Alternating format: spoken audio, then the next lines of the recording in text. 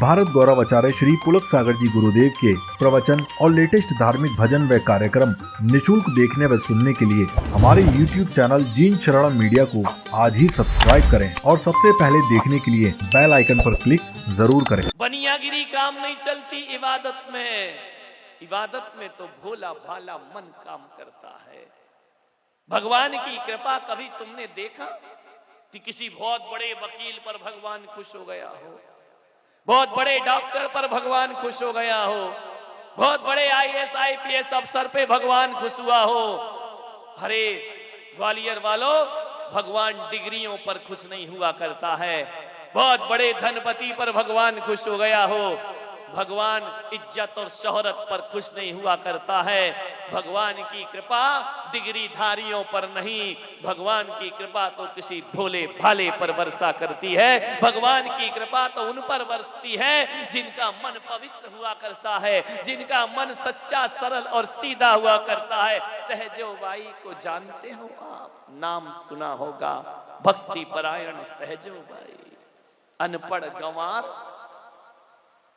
कभी स्कूल नहीं देखा, अनपढ़ों पे रीझ जाता है भगवान, क्योंकि अनपढ़ों के पास गणित नहीं है, अनपढ़ों के पास लाभ हानि नहीं है, अनपढ़ों के पास चुनाव नहीं है, अनपढ़ों के पास कोई चॉइस नहीं हुआ करती है, कोई प्रतिस्पर्धा नहीं हुआ करती है। अनपढ़ तो भोले भाले हुआ करते हैं।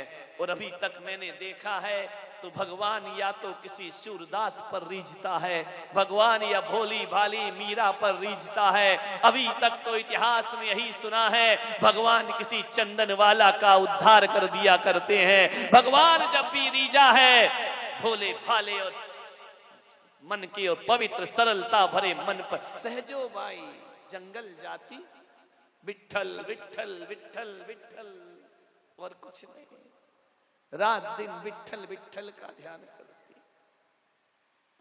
कंडे बीन रही है सहजो बाई, जंगल में पशु चरने जाते और कंडों को इकट्ठा करती, अपने विठल के लिए भोग बनाती। कंडे बीन रही थी सहजो बाई, बीनते बीनते अचानक तूफान आ गया।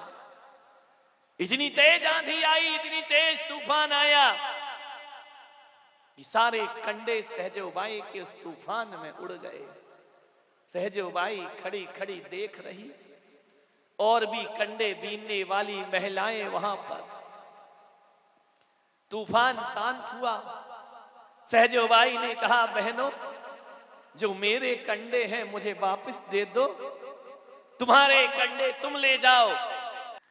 महिलाओं ने कहा, पागल है क्या, अनपढ़ गंवार कहीं की, कंडों पर कोई नाम लिखा है क्या, तेरा कंडा और मेरा कंडा। सहजो बाई ने कहा, मैं तो केवल अपने कंडे लूंगी, दूसरों के कंडों में मैं हाथ ना लगाऊंगी। लोगों ने कहा कि कैसी पागल और बावली हो रही है, कंडों पर कैसे पहचान बनेगी, ये तो गाय के गोबर के कंडे हैं, इस पर कोई नाम नहीं, निशान नहीं। सहजो ने कहा, सब कंडे इकट्ठे कर लो, मैं अपना कंडा उठा लूंगी, कौन सा है। बोले, देखो तो गांव की गंवारी, ये कह रही मैं अपना कंडा पहचान जाऊंगी। बड़ा मजाक बनाया लोगों ने उसका, बड़ी हंसी बनाई उसकी। सहजो ने कहा, तुम घबराओ मत, मैं अपना कंडा पहचान जाऊंगी। सारे कंडे इकट्ठे हुए, सहजो बाई कंडा उठाती, कान में लगाती, ये कंडा मेरा नहीं है। दूसरा कंडा उठाया, कान में लगा, हाँ ये कंडा मेरा है। लोगों ने कहा, कैसी पागल हो गई, ये कान में कंडा लगाती है और कहती है ये मेरा कंडा, ये उनका कंडा। कहते हैं सहजो बाई ने धीरे धीरे अपने सारे कंडे इकट्ठे कर लिए। बोले, इन कंडों पे हाथ मत लगाना, ये मेरा कंडा है। लोगों ने कहा, कैसे पता चला ये तेरा कंडा है। सहजो बाई ने कहा, जैसे ही मैं कंडा उठा के कान में लगाती हूँ, कंडे से, अरे जिस कंडे से विठल विठल की आवाज आती है वो सहजो बाई का कंडा होता है, और जिस पर मेरे हरि का नाम नहीं आता वो मेरा कंडा कभी नहीं हो सकता है। ऐसी नाम में डूबी सहजो बाई, विचार करिए, नाम ही पड़ गया सहजो बाई। ध्यान रखिए, जो कंडल जो कंडा विठ्ठल कहता वो मेरा कंडा है। इतनी आत्मीयता से भर गई, इतना विचारों का संप्रेषण था उसके भीतर